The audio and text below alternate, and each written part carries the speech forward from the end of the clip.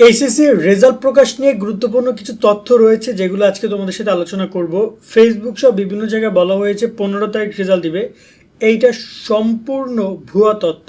তার সাথে রেজাল্ট নিয়ে কী কী আপডেট রয়েছে সেটা আলোচনা করব। তোমাদের রেজাল্ট তৈরি নিয়ে কিছু তথ্য রয়েছে এবং তোমাদের রেজাল্ট নিয়ে আরও অনেক গুজব চলছে, সেটা নিয়ে আমরা গত একটা ভিডিওতে কথা বলেছিলাম। সেগুলো আশা করি এই ভিডিওতে আলোচনা করব না, তবে সামগ্রিকভাবে টিচাররাও কী বলছে তোমাদের রেজাল্ট নিয়ে এবং অনেকেই আশঙ্কা করছে একটা বিষয়, সেটা আলোচনা করছে এই ভিডিওতে।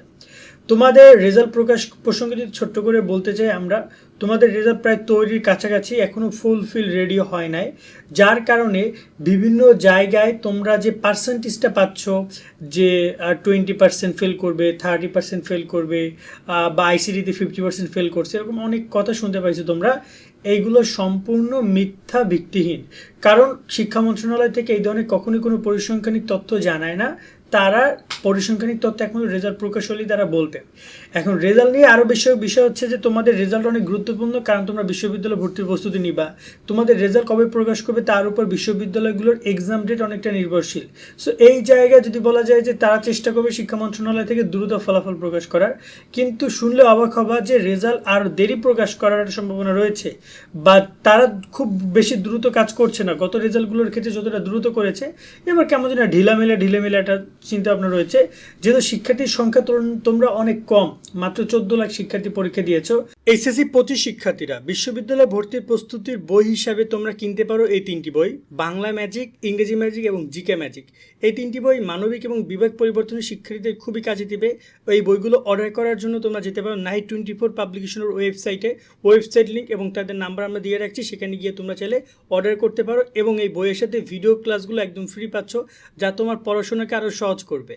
মানে সংখ্যাটা গত কয়েক বছরের থেকে কম, এবং এবছর তেমন অতিরিক্ত কোনো কিছু করা হচ্ছে না। সেটার মধ্যে যদি বলি গ্রেস মার্ক, শিক্ষকদের কাছ থেকে যে গ্রেস মার্ক, বোর্ডের যে গ্রেস মার্ক, সেগুলো কোনো কিছু দেওয়া হবে না।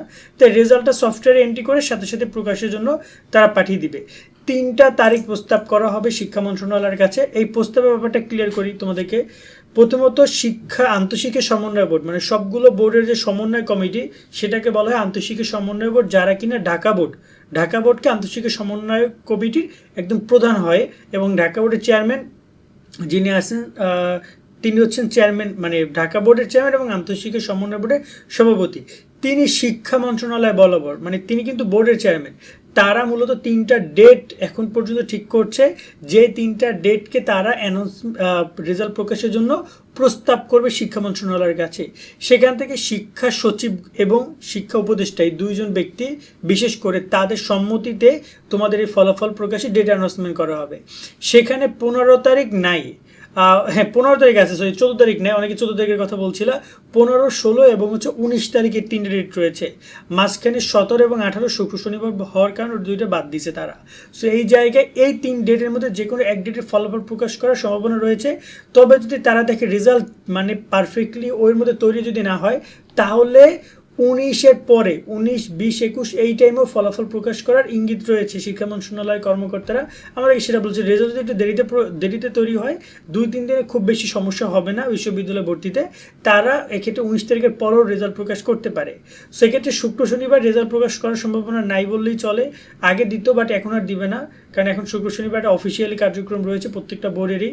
সেই জায়গায় তোমরা যদি, অনেকে আবার একটা কথা হচ্ছে যে রেজাল্ট খারাপ হলে কী করবো, এই বিষয়গুলো তাদেরকে বলবো বোর্ড চ্যালেঞ্জ করার সুযোগ রয়েছে। রেজাল্ট খারাপ হলে এই সুযোগটা তোমরা নিতে পারো, এবং এটা নিয়ে আমরা ডিসকাস করবো পরবর্তী একটা ভিডিওতে। আজকের মতো আমরা এখানে বিদায় নিচ্ছি। সকলে অনেক ভালো থাকবা এবং এই রেজাল্টের তথ্যগুলো জেনে সুন্দর করে প্রিপারেশন নেওয়া সামনে, এবং বিশ্ববিদ্যালয় ভর্তি প্রস্তুতি নাও। বাকিটুকু রেজাল্ট যেটা হওয়ার সেটা তো হবেই, এবং বোর্ড চ্যালেঞ্জ নিয়ে সামনে ভিডিও পাবো, সেটা তোমরা দেখে নিও। সকলে অনেক ভালো থাকবা। আল্লাহ হাফেজ।